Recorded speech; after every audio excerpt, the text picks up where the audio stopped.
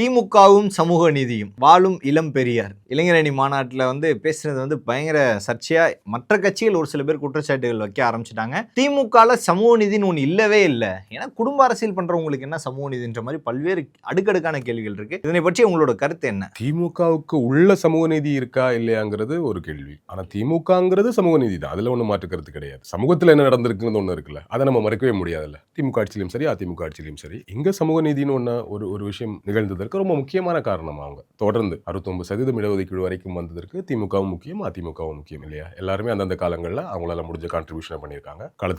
களத்துக்கு வெளியே பெரியார்ல இருந்து ஆரம்பித்து பிபி சிங்ல இருந்து அங்கிருந்து துவங்கி களத்துக்குள்ள இருந்து வெளியே இருந்து அரசியல் களத்துல இல்லாம சமூக களத்துல இருந்து போராடியவங்க எக்கச்சக்கமான பேர் கான்ட்ரிபியூட் பண்ணியிருக்காங்க. அது முறைப்படி நடந்து அந்த அனுபவம் அந்த உரிமை, அது பலன்லாம் கிடையாது, அந்த உரிமை நமக்கு சேருவதற்கு திமுகவோட கான்ட்ரிபியூஷனை நீங்க எப்படி மறக்க முடியுங்கிற ஒரு கேள்வி. திமுகவுக்கு சமூக நீதிக்கு சம்பந்தம் இல்லைன்னு பேச முடியாது.